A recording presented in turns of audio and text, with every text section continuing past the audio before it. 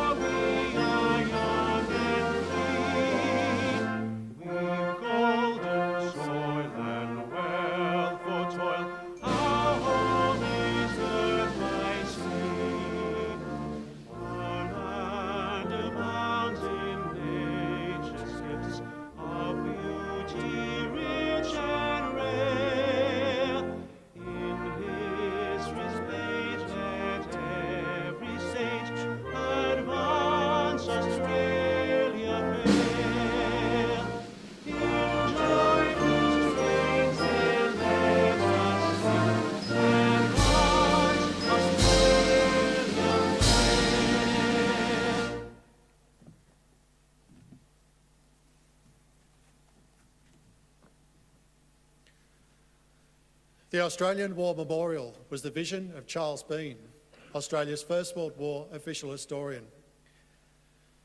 Bean landed with the Australian troops on Gallipoli and stayed with them at the front through to the end of the war. The idea of this national memorial and museum came to him at Pozières, France, in the depths of the bloody fighting of 1916. Bean's idea was this would be a place where families and friends could mourn their loved ones buried in faraway places. It would also be a place that could help all Australians understand what these men and women had endured and what they had done for us. Bean's vision, to which we remain true, is best expressed as inscribed in the entrance to the memorial's galleries. Here is their spirit, in the hearts of the land they loved, and here we guard the record which they themselves made. Tonight, we will read the story behind just one of those on the Roll of Honour, which lists the names of more than 102,000 men and women who have given their lives for us in war and operations for more than a century. But first, we present a lament, Flowers of the Forest. Wreaths and floral tributes will now be laid at the base of the Pool of Reflection.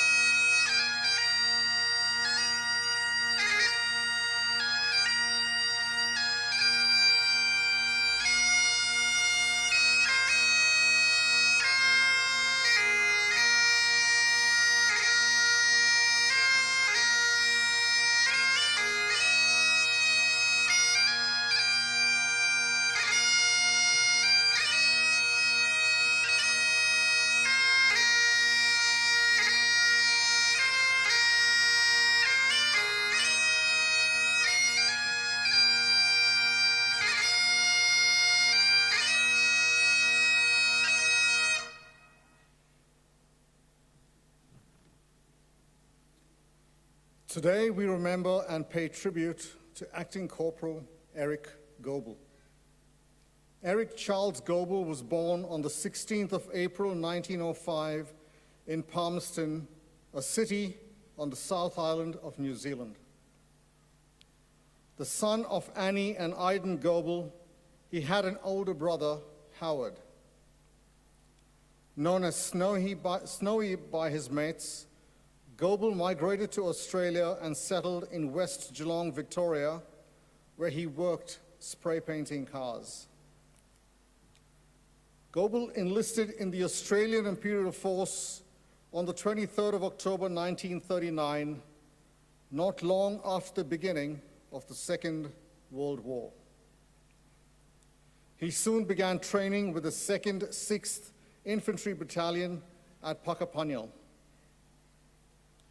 In April 1940, Goble embarked from Melbourne aboard the transport ship Neuralia, bound for the Middle East. After arriving at Kantara on the Suez Canal in Egypt, the unit moved to Palestine, where they continued to train for 6 months. During this period, Goble spent time on a security detachment in Gaza and was promoted on a number of occasions, eventually serving at the rank of Acting Corporal. In mid-September 1940, Goble and the 2nd 6th Battalion began to move into Egypt in preparation for fighting against Italian forces in North Africa. In December, the battalion began to move along the Egyptian coast towards the border with Libya in preparation for the Battle of Bardia, their first major engagement in the war. While preparing for the battle in late December 1940, Goble was part of a night patrol of Italian positions near Bardia, which was assigned with examining frontier wire positions, communications, and Italian strong points. At about 2:30 a.m. on the 29th of October, the patrol found Italian soldiers digging into a position. The Australians set up an ambush as the sun began to rise and attempted to take an Italian soldier as a prisoner of war, but came under rifle and mortar fire.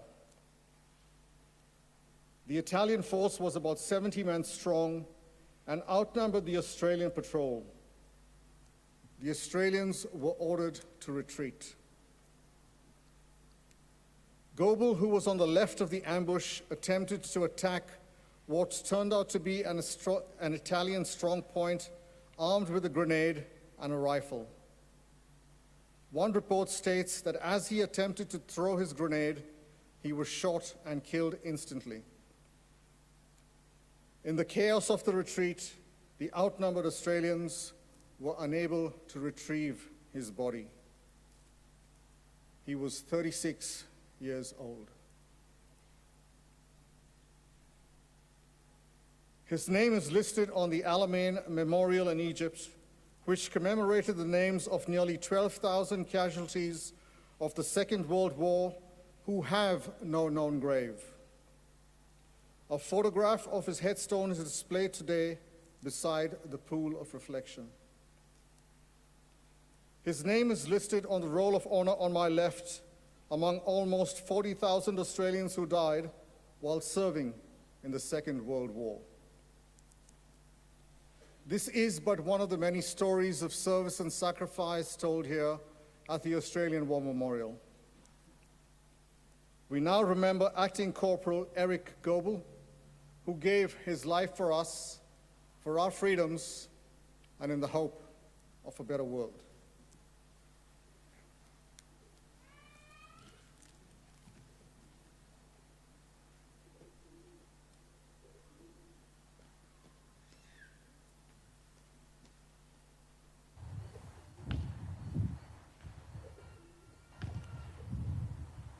They shall grow not old, as we that are left grow old.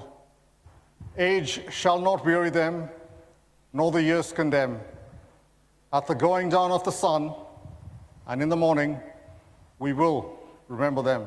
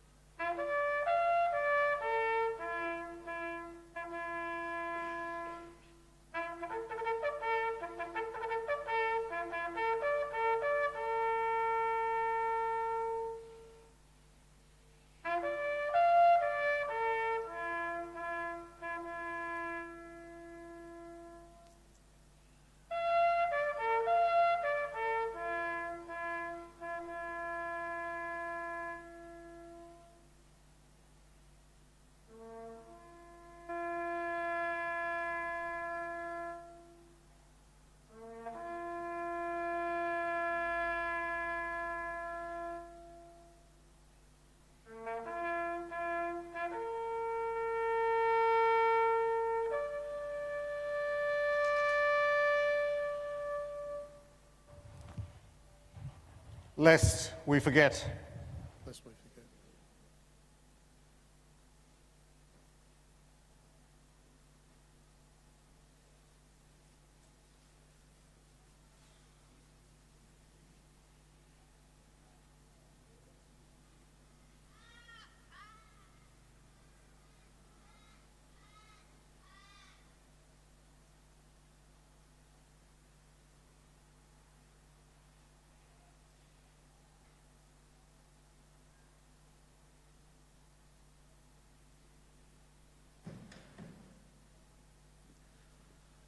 We leave you this evening with the words of the memorial's founder, Charles Bean. Many a man lying out there at Poziere or in the low scrub at Gallipoli, with his poor, tired senses barely working through the fever of his brain, has thought in his last moments, well, it's over. But in Australia, they will be proud of this. Ladies and gentlemen, girls and boys, that concludes the last post ceremony. We thank you for visiting the Australian War Memorial, and we wish you all a very good evening.